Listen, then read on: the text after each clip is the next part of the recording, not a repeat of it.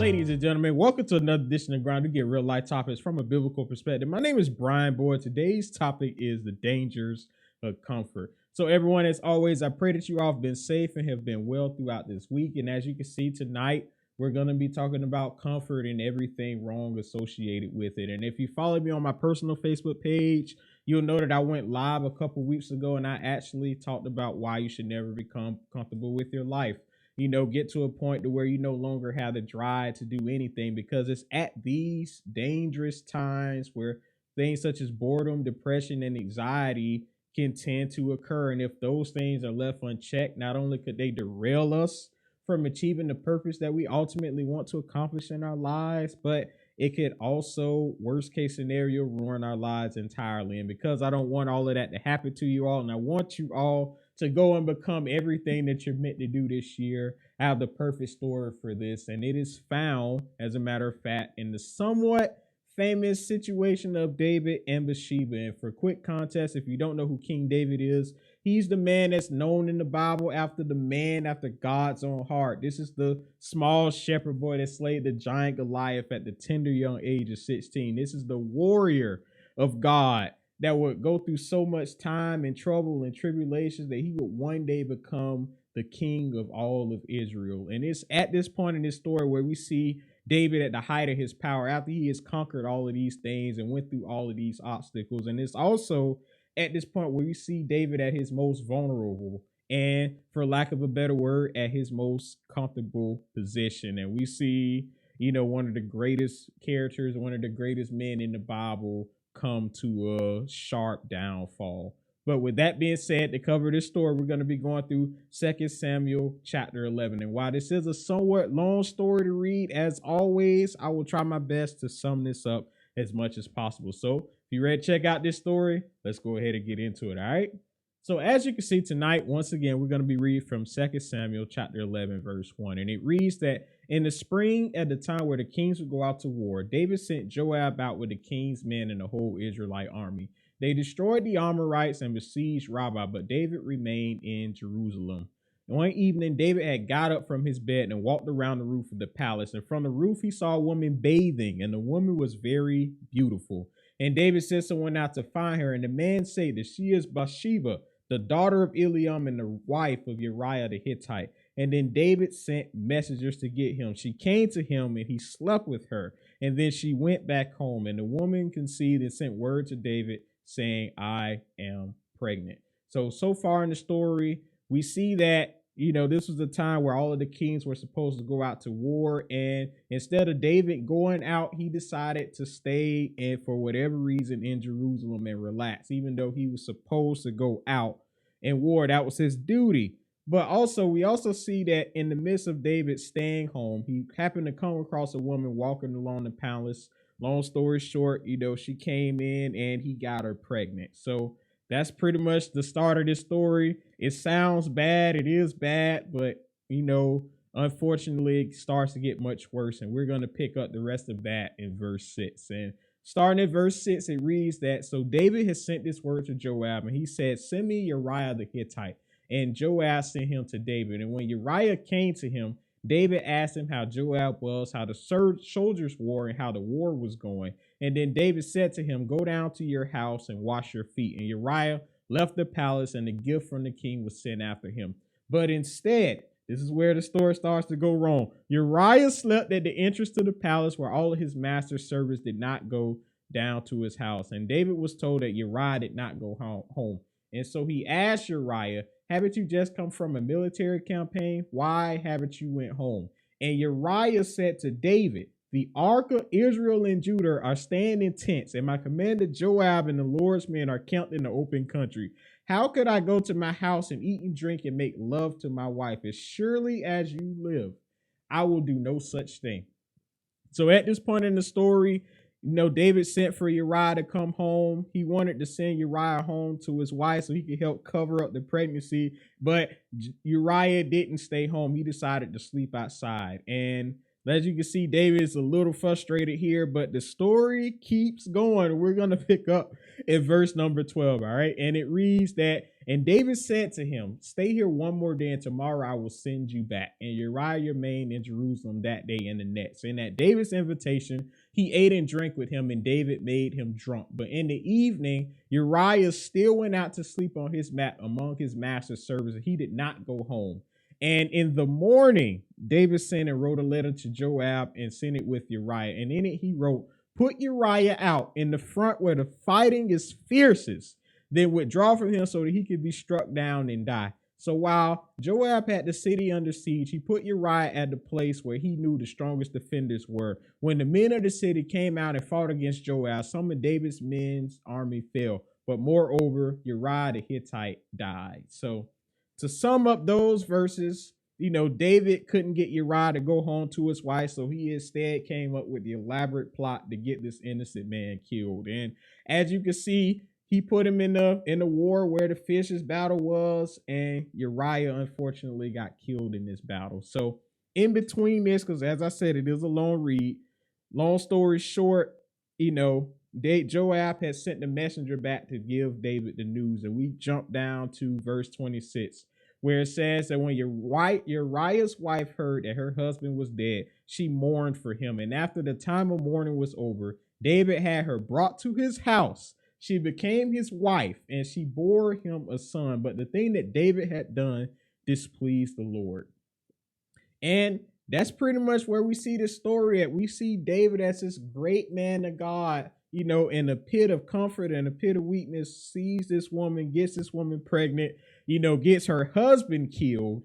And then after he got him killed, he brought this woman to his home. She became his wife, and she had his child. And as you can see in that last verse, this displeases Lord. So in order, when the Lord heard and saw all of the things that David did, he sent Nathan the prophet to him to give him a story about two men and a sheep. There was a rich shepherd, and then there was a poor. David represented the rich one, and Uriah was the poor. And then basically in the parable that Nathan gave, he said that the man that had many sheep had took the one from the man that only had one sheep. And David said that basically this man should be killed. He should restore unto him 4 times that which he lost. And Nathan basically told David that he was the man. And we come down to see the punishment that the Lord gave David in 2 Samuel chapter 12, verse 9. Okay. And that reads that, and this is the word, the Lord speaking, by the way. It says that, why did you despise the word of the Lord by doing what is evil in his eyes? You struck down Uriah the Hittite with the sword and took his wife to be your own. You killed him with the sword of the Amorites. Now, therefore, the sword shall never depart from your house, because you despised me and took the wife of Uriah the Hittite to be your own. And this is what the Lord says. Out of your own household, I'm going to bring calamity upon you. For your very eyes, I will take your wives and give them to one who is close to you, and he will sleep with your wives in broad daylight. You did this in secret, but this thing will happen in broad daylight before all of Israel. And to summarize this part of the story up, this is the punishment that God gave to David because everything that he did. And ultimately in this story, David lost 2 sons because the Lord took the life of the child that was just born. And the one that the Lord talked about in this particular curse or prophecy was David's second son, Absalom. And honestly, that's an even crazier story. But, let's just get to the takeaways from what happened with this one. All right. And the first thing that I got taken away from this story, y'all, is that you should never get comfortable in your life. And we see this in the very first verse, because it says that David should have been out to war, but David instead stayed home. And I know for us in life, there are times where, there are things that we know that we should be doing, and for whatever reason, we just decide not to. And in those moments is, like I said, once again, where we become the most vulnerable, because if we're not doing things to progress our life, then we get into a state where we may become bored, we may become depressed or discouraged. And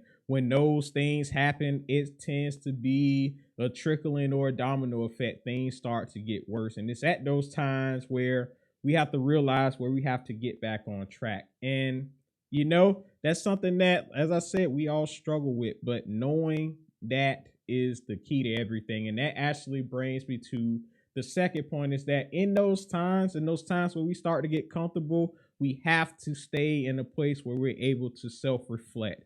And even though it's not mentioned in this story, I found in the Bible in Psalms 55:17, by the way, where it says that David prayed to God at least three times a day. And if you look in this story, there's not one mention him actually doing this. And this leads you to believe that, he got so caught up in the situation that he was in. He got so caught up with all of the wrong and everything that could come out of it that he didn't pray and reflect like he was supposed to. And personally speaking to you all, I can tell you that this is an important thing, because if you get caught up in life and you don't take the chance to reflect, you get into a dangerous place where you start to move on autopilot. And that is never a good thing. But in those times, once again, through the power of self-reflection, you're able to realize that you're making mistakes. You're able to correct the things that you're doing. And once you realize the things that you're doing, then you're able to get back on track. And that leads you to the third and final point of this thing, is that you have to stay on track, and to be honest with you all, as hard as it seems, as hard as this may be to hear, we're all going to fall off at some point in life. That's just the way the world is. And even though I always bring up Ecclesiastes 9:11, where it talks about the power of time, that is the truest thing, because there really is a time and a season for everything on this earth. There are going to be times where we're doing good, where we're doing everything that we're supposed to do. And then there are going to be times where we're going to unfortunately fall off. And, we could even see that through this story. David, from the most part of his life, he was doing everything to follow God. He was following God faithfully, and this one particular mistake trickled into another, and it just got worse as time went on. And that's pretty much really the thing of this story. But even in the midst of all of this, even in the midst of all of the wrong and stuff that happened, if David would have been into a point where he would have self-reflected, as I mentioned in the second point, it might have not got as bad as this, because even though he did bring Bathsheba in and he got her pregnant, and that was a wrong situation, Uriah was still alive, and he didn't have to get an innocent man killed because of the things that he did or just the outcomes that he was worried about. And while I think that still would be a messy story altogether, it wouldn't have been as bad, because at least he wouldn't have got an innocent man hurt or harmed over a messy situation. But, that's the power of going back to us as people. That's why we have to stay on track. Like I said, there are going to be times where we're going to fall off, but the sooner we catch those issues, the sooner we realize that we fell off, the sooner we can get back on track and ultimately go to where we're supposed to go. But, that's pretty much it for this point. So everyone, to sum this message up, I know this was a lot. It was a long episode, but that it just comes back to the point of, comfort can be a dangerous thing. Once again, this whole story with David started with him doing something that he knew he wasn't supposed to do. He wasn't supposed to stay home, but he stayed anyway. And one thing led to another, which led to another, and eventually led up to, once again, a woman being pregnant and him losing two sons, along with getting an innocent man hurt. And while none of those stories would not happen to us, it is an extreme of what could happen in the midst of comfort. It just serves as the example of what can potentially happen if we leave these things unchecked. Like I said, above all things in life, I want you all to stay on track, and I want you all to become everything that you're meant to do. And I know I've been saying this every episode, but I truly mean this, y'all. And the best way for us to do that is to never get comfortable with our lives. As soon as we fall off, as soon as we're not doing the things we're supposed to do, we have to be able to sit down. We have to be able to relax and reflect and get back on track, because this life, like I said, there's so much for us to do. And in order to do those things, we got to keep going as much as we possibly can. But anyway, everyone, that is it. I appreciate you all for tuning in. As always, I pray that you all be safe, continue to be productive, and keep doing what you're doing. As always, if you like this video, please be sure to like and share. Let me know what you think. And if you would love to see any more biblical stories, or even if you want to see the thing that happened with David and his son, because that is a story as well, so many lessons in that. Just be sure to drop a comment and let me know. But anyway, everyone, I thank you so much for watching this video. Shout outs to all of my amazing listeners that have been listening in. I see you all out there.